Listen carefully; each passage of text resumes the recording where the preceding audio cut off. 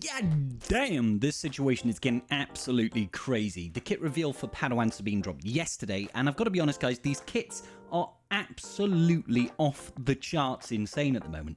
Between Ezra and the Grey Mothers and Balin's Skull, things are just nutty. Let's take a look. Here we have Padawan Sabine Ren. Not quite sure what the Ren Fear is. Oh, Renaissance Fear. Wolfie will be so disappointed with me that I didn't actually pick that one up. Anyway, this here is almost an expansion of what we saw in the Balin's Skull event. If you haven't watched that, go check out my video. I've got a whole guide on the event.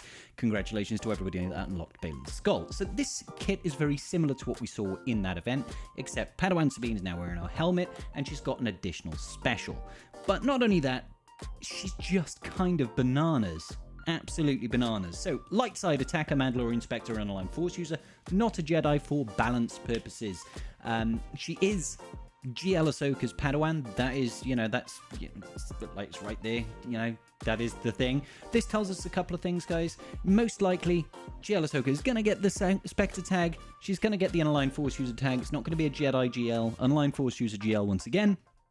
And Spectre. And she's got a little bit, just a smidgen of synergy with Bo-Katan Mandalore. So, well, with Mandalorians in general, but mostly light side Mandos. So if you do not actually have GL Ahsoka, there is a place for her in the interim. She's probably coming in about a month, maybe a month and a half, something like that, before the end of the year. Anyway, I'm talking about GL Ahsoka here, not Padawan Sabine. So she's gaining some new stuff, and that new stuff is just kind of nutty. I'm not going to go through all the inspiration or that sort of thing. All I'll tell you is the basics, guys.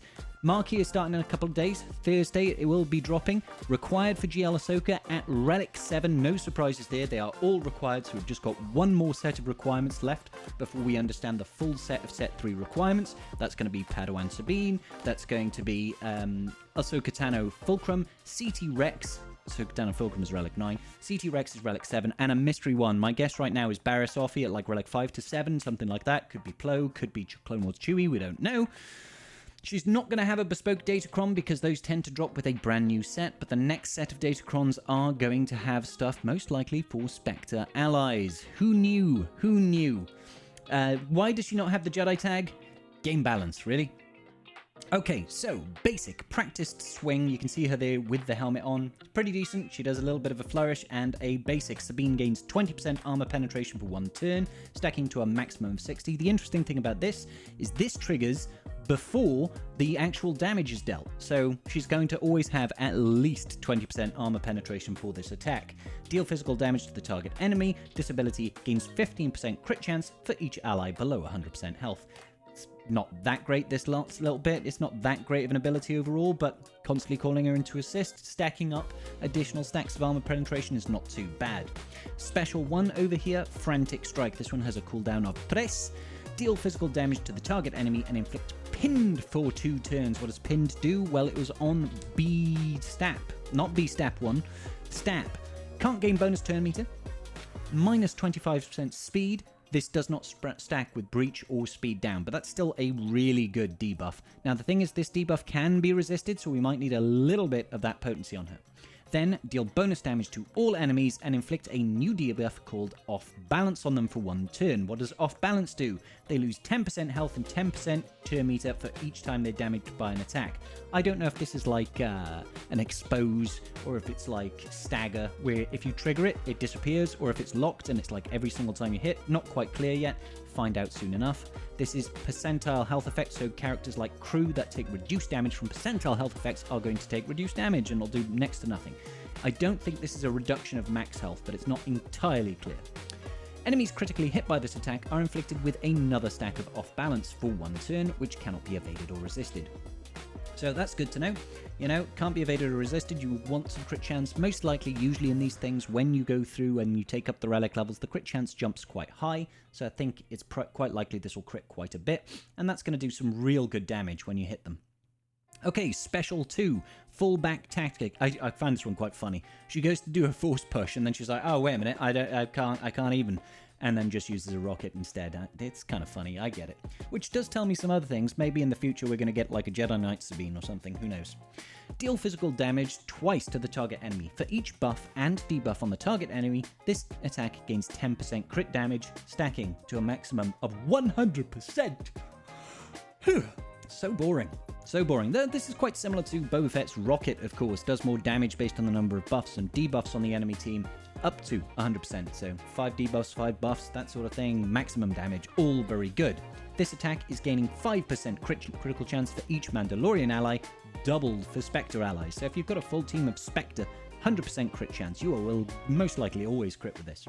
Then you remove 25% turn meter and an additional 5% turn meter per relic level for each critical hit scored. So if you are at relic 5, you'll remove, 30% turn meter? No, you won't. You'll remove 50% turn meter. Not too bad, not too bad. Not sure if it's worth going all the way to relic 9, but hey, we will soon see. Unique 1 then, Sentinel of Lothal. This is her Zeta. It is a Territory War Zeta, and honestly, if you're in a Territory War guild, this Zeta is mandatory, bro. It looks absolutely off the chain. So strong. So let's start off with just the unique then. Padawan Sabine has got 25% crit chance and critical damage and 70% counter chance. That's kind of huge. Straight off the bat, like extra crit chance, extra crit damage, will almost always counter attack. 70% chance is really high. I wouldn't be surprised if there's something else in the team that gives an extra 30% counter chance. If there is a light side Mandalorian ally in the leader slot, whenever Sabine uses a special ability, she gains a stack of Ancestral Resolve for the rest of battle, which can't be copied, dispelled, or prevented. So this is Bo-Katan Mandalore benefits over here. She's going to be stacking up stacks of Ancestral Resolve at a quicker pace than usual. It's a nice little thing, I suppose. Who she replaces in that team, I don't know. I don't think it's really, maybe you'll use her instead of Bam or something, who knows.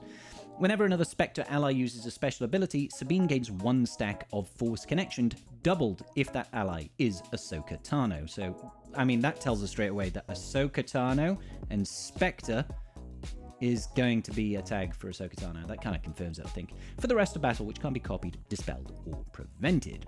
The only character that has got Force Connection in the game is Kyle Katarn. It is unique to him, but not anymore, coming soon. Essentially, what it does for each stack, you gain 2% defense and offense. Now, Sabine can actually max out this. There is no cap. You can just keep on rising. So that's 2% defense and offense, climbing infinitely, essentially, as long as she's gaining stacks of Force Connection. Kyle Katarn, I believe, caps out at 10, and then he gets Jedi Knight instead. So this is quite interesting. But that's not all. She does gain it at a faster rate over here. Whenever Sabine gains a stack of Force Connection from another Spectre ally, she gains an additional stack of Force Connection. So she's going to be ramping up pretty quickly in this Force Connection. Whenever Ahsoka Tano, the GL Ahsoka Tano, uses an ultimate ability, she's even going to gain 10 stacks of Force Connection and 5% mastery for the rest of battle, which cannot be prevented. That's absolutely huge. She's probably going to be an attacker-based mastery character, so that means her stats are going to ramp really flippin' high. At 20 stacks of Force Connection and every 10 stacks after, Sabine is also going to get an extra 50% crit damage. Infinitely stacking. So the longer this battle goes on, and every special is going to be at least 2 stacks of Force Connection. If it's GL Ahsoka, it's going to be doubled up. It's kind of crazy. It's going to be going up so quickly. She's always going to be ramping up 50% crit damage every 10 after the first 20. It's kind of nutty. But this is where things get really bonkers, guys. Her Territory War Omicron, and I know Territory War is not a particularly popular game mode, but oh my god, this will be scary. Light side Mandalorian allies have got 50% defense, offense, and 30 speed, doubled for Spectre allies. So what I think this means is that everybody on the team, I don't think that the Spectres are actually going to get this bonus. It's only Spectres that are also Mandalorian, I think. So basically it means herself. 50% defense and offense and 30 speed, doubled. But she's Spectre. So she's getting 100% defense, 100% offense, and 60 speed. If she's in a Mandalorian team, they're all going to be gaining boatloads of stats. So Bo-Katan Mandalore is going to be nuts in this team. Whenever Sabine gains a stack of Ancestral Resolve or Force Connection, she also gains 2% crit damage and defense penetration. Holy moly. Stack that on top of the 2% defense and 2% crit damage that she's also getting from just stacks of Force Connection and the 50% crit damage. Absolutely nuts. If the leader is Ahsoka Tano, GL Ahsoka, Sabine starts with 20 stacks of Force Connection, so immediately gains boatloads of stats, 50% crit damage, all that good business.